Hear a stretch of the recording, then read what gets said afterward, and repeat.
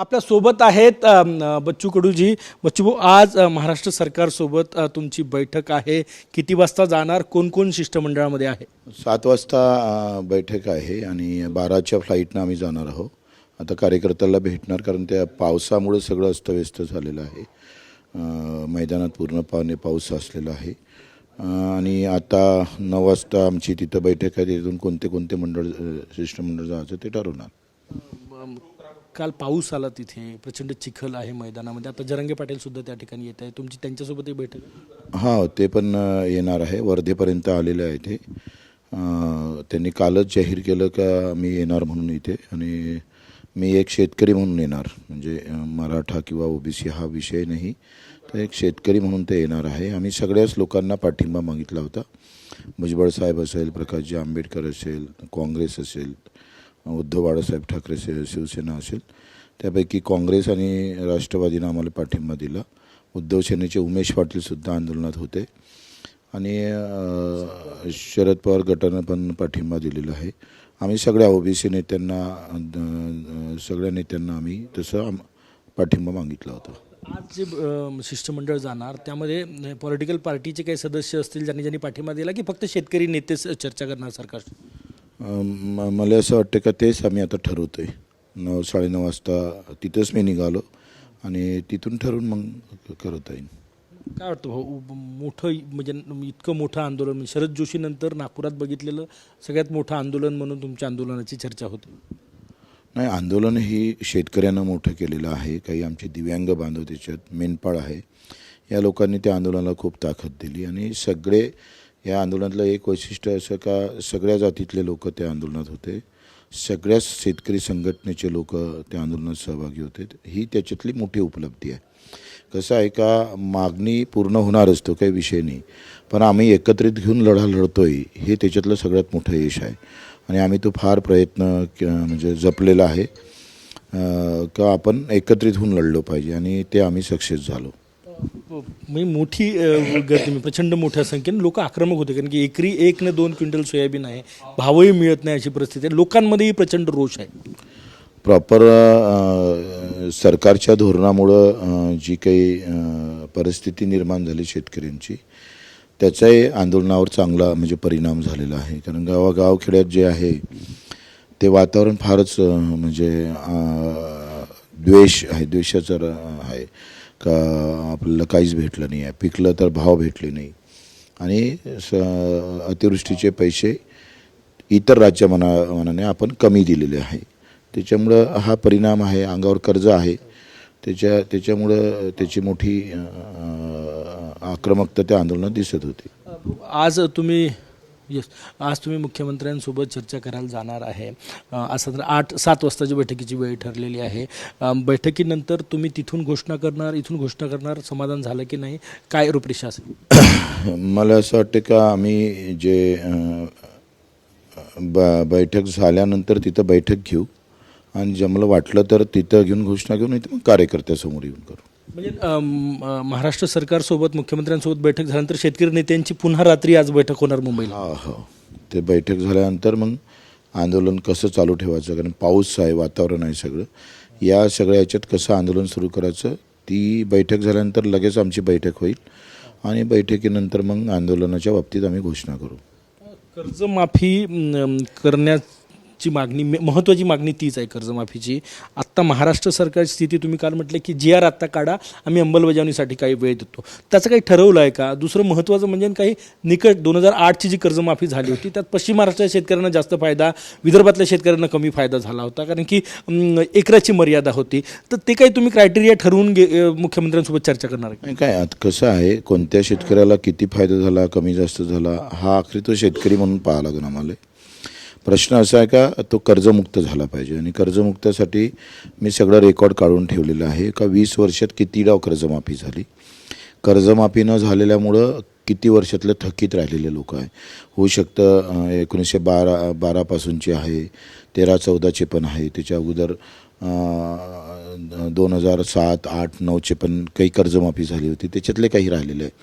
किमान 10-20 वर्षातल्या कालखंडातली राहिलेली कर्ज किती अंगावर थकीत आहे. मी बँकेचा अध्यक्ष असल्यामुळे त्याची सगळी माहिती माझ्याकडे आहे. ती माहिती आम्ही समोर मांडणार आहोत. आणि दुसरी गोष्ट का दोनही म्हणजे छत्रपती शिवाजी महाराज आणि महात्मा ज्योतिबा फुलेंच्या कर्जमाफीमध्ये पात्र असणारे शेतकरी पण सुटलेले आहे. ते पात्र आहे, पात्राच्या यादीत आहे, पण त्यांच्या खात्यावर पैसेच आले नाही. आणि प्रोत्साहन जे आहे, ज्यांनी कर्ज भरलं त्याला प्रोत्साहन देण्याचं जे काही भूमिका होती सरकारची, ते पण पैसे आलेले नाही आहे. आता एका बँकेचं डेटा माझ्याकडे सगळं पूर्ण आहे, त्या अनुषंगानं आम्ही ती पण मागणी समोर ठेवणार आहोत. सगळ्यात मोठं का काही कर्ज असे आहे का ते पीक कर्ज नाही आहे, पण ते व्यावसायिक कर्ज आहे. अर्थात काही महत्त्वाचे जसं काही मोटर किंवा स्प्रिंकलरसाठी ट्रॅक्टरसाठी घेतलं असेल किंवा विहिरीसाठी घेतलं असेल, कोणी होऊ शकतं एखादा सेडनेटसाठी घेतलेलं असेल. हे जे कर्जदार आहे यांचा पण विचार झाला पाहिजे.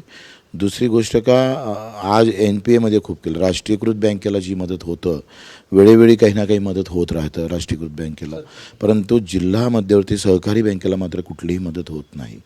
आणि त्याच्यामुळं प्रचंड NPAमध्ये काही बँका गेलेल्या आहे. NPAमध्ये का गेले? कारण आपण सोसायटीमार्फत कर्ज वाटप करतो आणि बँक आणि सोसायटीतल्या त्या जमा खर्चामधला जो काही मोठा प्रॉब्लेम निर्माण झाला, ते जर बँका NPAमधून निघाल्या तर मला असं वाटतं एक मोठं चांगलं जाळं. खरं तर राष्ट्रीयकृत बँकच्यापेक्षाही जिल्हा मध्यवर्ती बँका ह्या गाव स्तरावर जाऊन पोहोचलेल्या आहे.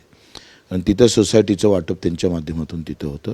आणि सगळ्यात जास्त कर्ज वाटपाची टक्केवारी पाहिली तर 105-110% आपण कर्ज वाटप करतो. राष्ट्रीयकृत बँकेची कर्ज वाटप हे फक्त 40-50% राहतं. फार कमी ते कर्ज वाटप करतं शेतकऱ्यांना, कारण त्यांना माहीत आहे का शेतकऱ्यांचं कर्ज हे फारसं डुबीत राहतं, ते वसूल होत नाही राष्ट्रीयकृत बँक. त्याच्यामुळं त्यांचे कर्ज वाटपाचं प्रमाण हे बिल्डर, व्यापारी यांच्यासाठी जास्त असतं किंवा सोनं तारण कर्ज जास्त असतं. शेतकऱ्यांना खरंच कर्ज देते सहकारी बँका, त्यांना मदत मिळायला पाहिजे असं मागणी पाहिजे. बरोबर आहे, ते पण आवश्यक आहे. त्या संदर्भातही ह्या बँका त्या कुठल्या पक्षाच्या आहे, पार्टीच्या आहे, याच्यापेक्षा त्या अधिक मजबूत कशा करता येईल त्याच्यावर सरकारचं नियंत्रण वाढवायला काही हरकत नाही. परंतु त्या मजबूती झाल्या तर त्या गावापर्यंत अधिक मजबूत कर्जाचं वितरण होऊ शकतं आणि त्याची आम्ही मांडणी करू. काही शेतकरी असे आहे की इन्कम टॅक्स भरतात किंवा प्रोफेशनल म्हणून शेती, शहरात राहतात, गावात शेती आहे, त्याच्यावरही कर्ज आहे. अशा शेतकऱ्यांचा काय तुम्ही गट वेगळा करा असं काय म्हणणार आहे का या सगळ्या याच्यात, ज्यांना गरजच नाही? माझं काय म्हणणं आहे का आता मला गरज नाही आहे, मी प्रामाणिकपणे कबूल करतो आहे का मला 70-80 हजार रुपये माझी आमदार म्हणून भेटतं. आता मी 70,000 रुपये महिना उचलत असेल तर मला त्या 3-4 लाख कर्जमाफीची काही गरज नाही आहे. असे जे आहे ते लोक म्हणजे ते काढले पाहिजे बाहेर. अर्थात गरीब शेतकरी कसा जास्त येईल आणि गरीब शेतकऱ्याचं सरसकट कसं होईल. सगळ्यात महत्त्वाचं काय आहे का गरीब शेतकरी असला पाहिजे आणि गरीब शेतकऱ्याचं सरसकट माफ झालं पाहिजे. ही फार महत्त्वाची भूमिका आहे. त्याच्यासाठी पैशाचा क्रायटेरिया तुम्ही ठेवणार, स्लॅब जो असतो की एवढ्या लाख काही तुम्ही श्रीमंत अधिक श्रीमंत काढून टाका, त्याच्याऐवजी गरीब शेतकऱ्याला घ्या आणि त्याचं सरसकट करा. गरीब शेतकऱ्यांचं सरसकट. दुसरं दिव्यांगांची पण मागणी तुम्ही केलेली आहे. दिव्यांगांच्या मागणीबाबत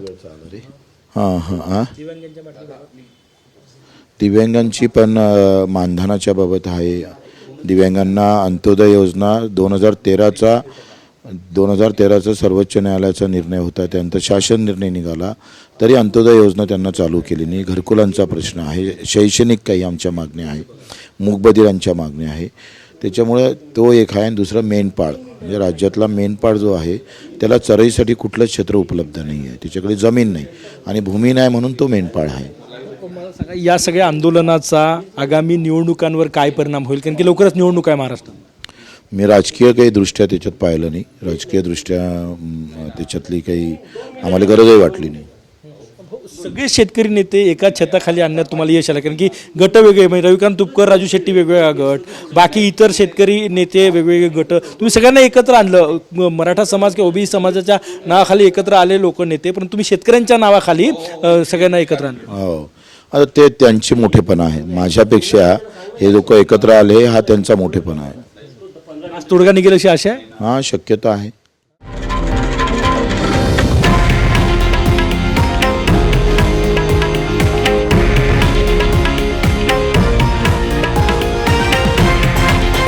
हे आहे देशातील नंबर 1 न्यूज नेटवर्क आणि आपण पाहत आहात TV9 मराठी, एकमेव.